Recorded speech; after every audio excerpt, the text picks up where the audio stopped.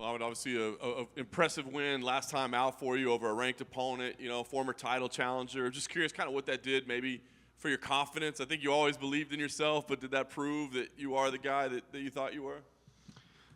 Since I came to UFC, I said I want to fight like Alex Perez. I called these names out, but people thought I'm delusional, like some crazy lunatic came to UFC and wants to fight everyone. But now my results on the table, and the people start believing in my hype. And I already went through one challenger for the title. It was Tim Elliott. There's now Alex Perez. Step by step. I don't want to. I never want to jump, skip everyone else. I think it's a big disrespect to the division. But I just want to become youngest UFC champion. Like when I joined the UFC, that's why I didn't care about respect or disrespect the division. And within 2 years, this is my 6th fight, so it's not bad. Yeah.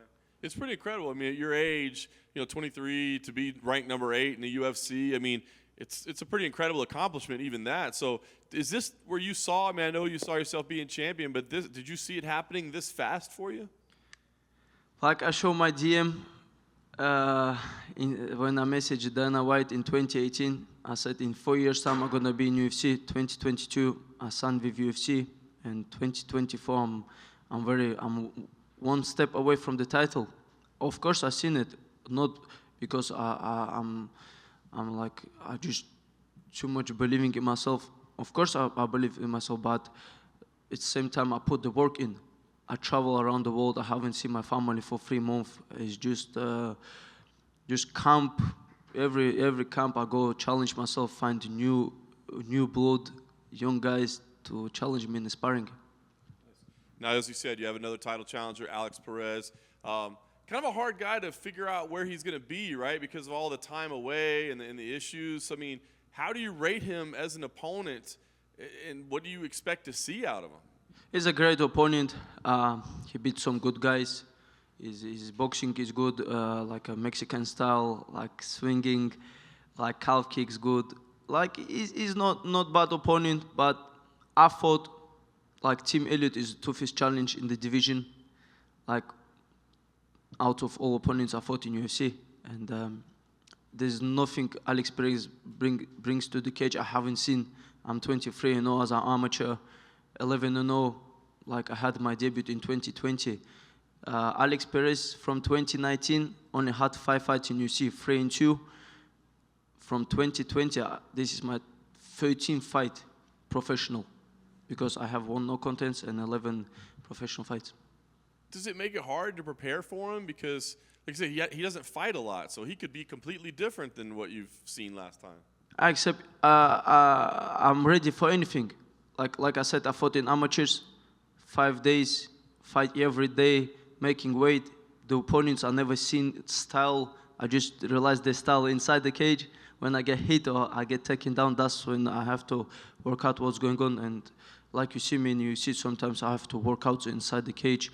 When the game plan doesn't go as well, I do everything myself.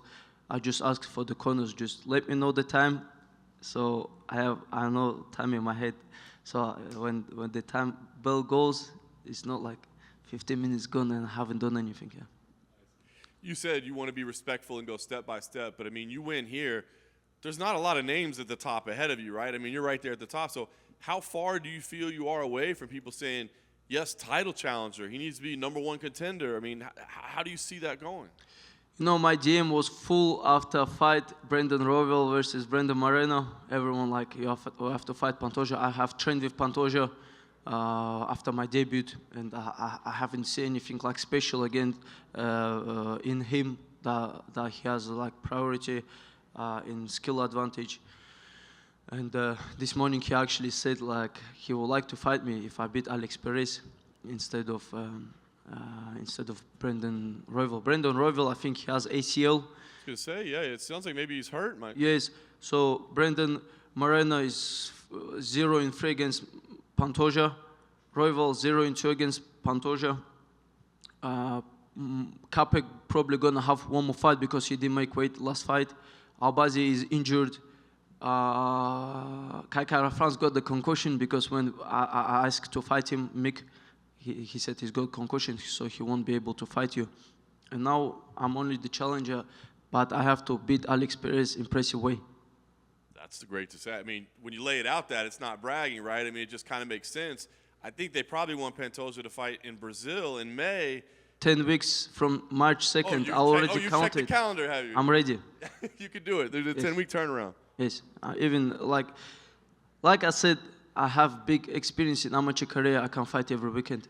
I love it. So with that in mind, you feel like, hey, not just a win here, but an impressive win so that you can fight for the title next. Yes, if it's like decision or something like this, I know people don't like it. Even when I had decision against Charles Johnson, I wasn't happy with myself because I know I can finish these guys. And because I'm young, hungry, crazy, and I need to finish these guys. And then I'm going to fight for the belt. That's awesome. Well said. A couple quick ones for you. M57, is that a new nickname? I thought you were the Punisher. I'm sorry if I missed it before. No, I'm the Punisher. Oh, okay. What's the M57? M57 is my initial and 57 kilogram. Oh, okay. Good. I didn't see that before, so I was wondering what that was. I'm still the Punisher, brother. Still the Punisher. And the last thing, you talked about being 11-0. Every time I see your record, this Tapology, 10-0 with this one fight that they don't count. What can you tell us about that fight? And why is there a fight on your record that people say shouldn't count? Who cares, brother? If I fight after this fight for the title, who cares about the Tapology? I was main event on some card. It was COVID, so I need to get some fights. And there was a late replacement. They brought some guy. Of course, he's not the best guy, but I sold so many tickets. They won't put the event. I thought, what can I do? Remove the record. Nobody cares when I have the strap around my shoulder, right? Who cares about 10-0 or it's 11-0? What were your thoughts on the performance between Moreno and Royval? Once I see Moreno sat in a corner and his face was like this, like a Lego. Yeah, I already see like he's not hunger, he's not there. He's like a Henry Cejudo right now. I think Henry tried to get this fight right now, right? But he's, when your fridge is full, when you have money, when you have everything, when you made it, you've been champion, and I don't think you have motivation same as us, younger generation. You have 34 days to become the youngest champion in UFC. Are you going to try and push this fight to UFC 299 in Miami or? Against who? Pantoja. Pantoja, I don't think he'll make weight for Miami. Yeah, he look big. I mean, listen, if UFC wanted me to become youngest UFC champion, they would have done that earlier. They want to keep John Jones. It's okay. If that's their plans, what can I do about it? I called out everyone. I got big injury in March, and I was ready to fight in August in Boston, but I couldn't get ranked opponent. Mick said, I can get you like a debutant. I said, no, I want a ranked opponent, so I had to wait till October for it humiliate. If they wanted to do this, they'll make it because I was ready to fight anytime. Are you disappointed that you won't get that accomplishment? No, I'm still moving. I'm happy where I am today because I could have ended up wrong way in my life. I'm happy under 2 years, 6 fights in UFC, and listen, from refugee center to Las Vegas, I think I changed my life a lot.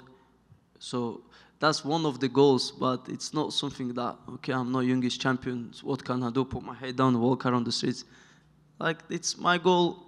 I didn't make it. I'm going to move to another goal. That's it. I'm going to make, like a Demetrius Johnson, I want a lot of title defense and move to Bantamweight division. And then finally, there's this crazy stat.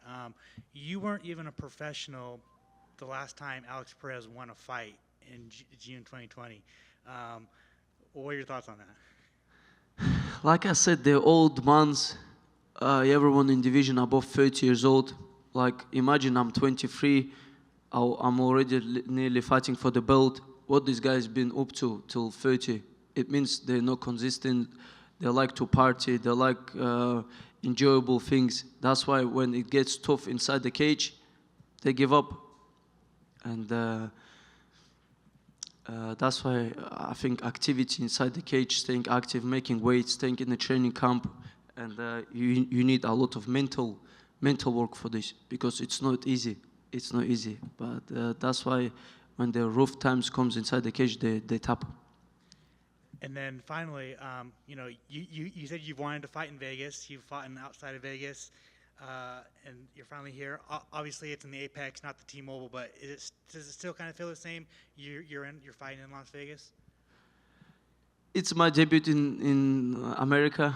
I'm happy at least I got the visa. Yeah, always talking shit on Twitter against government, but. It's okay. It doesn't matter. Even if I fought like in Mexico last weekend, people knew who I am. So Twitter is always online. It's Apex or it's London. It doesn't matter. Win is a win for me. And then when I fight for the title, I will be in the big arena.